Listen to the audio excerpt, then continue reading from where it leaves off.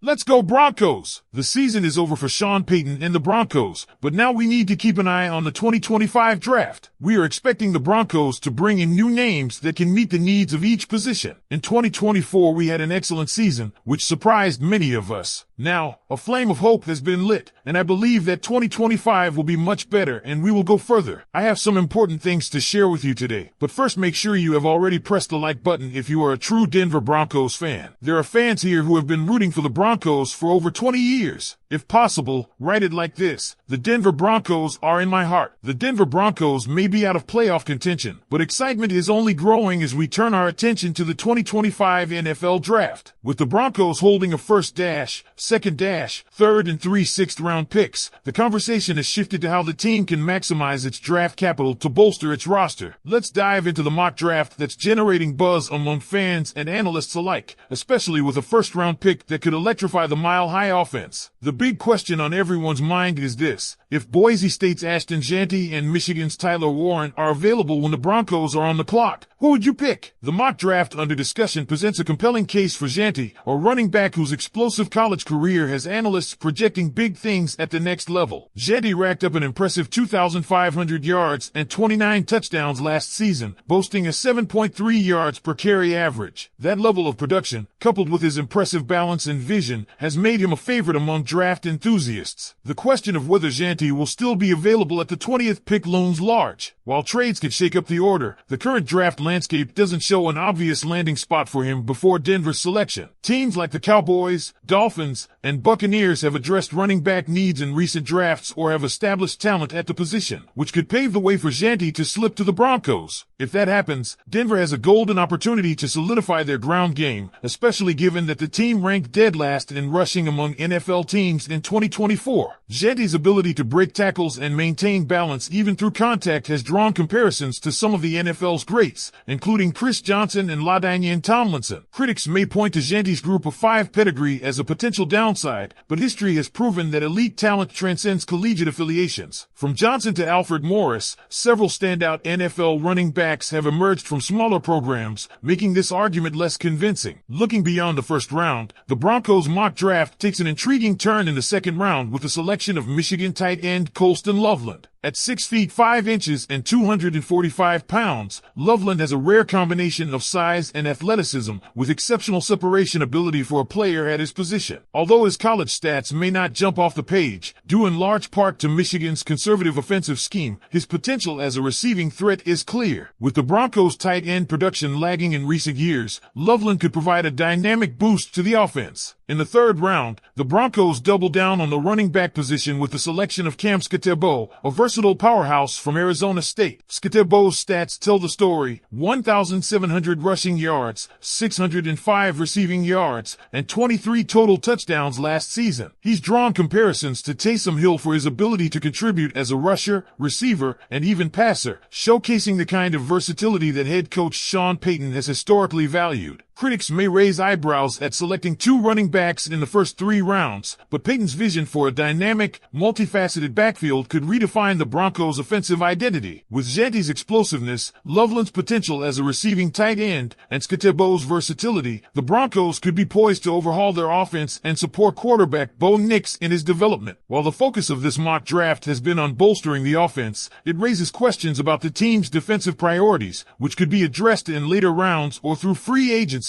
What do you think? Broncos country, would Ashton Jeanty be the right pick at 20, or should the team go in a different direction? How do you feel about investing heavily in offensive playmakers? Drop your thoughts in the comments below. Let's break this down even further because the decisions outlined in this mock draft are about more than just names on a draft card. They're about reshaping the Broncos' identity after a season of struggles, particularly on the offensive side of the ball. Denver's run game ranked at the bottom of the league in 2024, with their leading rusher managing only 533 yards. This glaring weakness underscores why selecting Ashton Jeanty could be the perfect move to inject life into the offense. His blend of speed, power, and balance makes him a complete back who could step into an NFL backfield and contribute immediately. Jeanty's balance, in particular, is a trait that stands out on tape. He absorbs contact without losing momentum, shrugging off tacklers like they're minor inconveniences. Imagine the kind of production he could achieve running behind a solid NFL offensive line and operating within a Sean Payton-designed defense. The potential is tantalizing, especially when paired with Skitebo's versatility. Together, they could form a formidable 1-2 punch, bringing a level of unpredictability to Denver's ground game that opponents would struggle to prepare for. The inclusion of Colston Loveland in the second round adds another intriguing layer to this mock draft. The Broncos have struggled to find a consistent playmaker at tight end since the days of Julius Thomas, and Loveland offers the potential to finally fill that void. His size and athleticism make him a matchup nightmare, particularly in the red zone, where Denver has struggled to convert opportunities into touchdowns. Critics may point to his underwhelming stats at Michigan, but context is key. The Wolverines ran a run-heavy offense that didn't fully utilize Loveland's skill set. Sean Payton's system, on the other hand, is known for its creativity and ability to maximize the potential of versatile players. Now, let's talk about the bold move to draft 2 running backs in the first 3 rounds. At first glance, it might seem excessive, but Payton has a history of thinking outside the box. Cam Skitebo's selection isn't just about adding another body to the backfield. It's about creating a multi-dimensional offense that can adapt and evolve. Skitebo's ability to contribute as a rusher, receiver, and even passer gives Denver a unique weapon. Imagine a scenario where Jeanty and Skitebo line up together. Defenses would have to account for both players' diverse skill sets, creating opportunities for mismatches and big plays. This draft strategy also reflects an understanding of the modern NFL, where offenses are increasingly leaning on versatility and depth. Injuries are inevitable, and having a stable of capable playmakers ensures that the Broncos can maintain their offensive identity regardless of who's on the field. Skitebo's hard-nosed running style and willingness to embrace contact align perfectly with the physical brand of football that Denver fans have always appreciated. His knack for breaking tackles and fighting for extra yards makes him a player who could quickly become a fan favorite. While the focus of this mock draft is on offense, it's worth noting that defense hasn't been ignored entirely. It's just being addressed later. The Broncos already have a solid foundation on defense, and it's reasonable to expect that the team will use their later round picks or free agency to fill any remaining holes. This strategy allows them to prioritize building an offense that can complement their defense and compete in the highly competitive AFC West. So, Broncos fans, the question remains, is this the blueprint for a brighter future? Ashton Jeanty, Colston Loveland, and Cam Skitebo could form the core of an offense that's dynamic, versatile, and explosive. But do you agree with this approach? Should the Broncos focus so heavily on offense, or should they spread their resources more evenly across the roster? And what about the potential of these specific players? Do they excite you, or do you think there are better options available? Let's hear your thoughts in the comments. Would you grade this mock draft as an A, a solid B, or something lower? And most importantly, what moves do you want to see the Broncos make to turn the corner and get back to competing for a playoff spot? Share your take and join the conversation. This is your team, Broncos Country, and your voice matters. The Denver Broncos 2025 mock draft is generating buzz, with a focus on revitalizing the offense. The headline pick? Boise State's Ashton Jeanty at 20th overall. The boldest move comes in the 3rd round. Arizona State's Cam Skitebo. A versatile rusher, receiver, and passer, he embodies grit and toughness, creating a dangerous 1-2 punch with Jeanty. Broncos fans, is this the offensive overhaul Denver needs? Share your thoughts.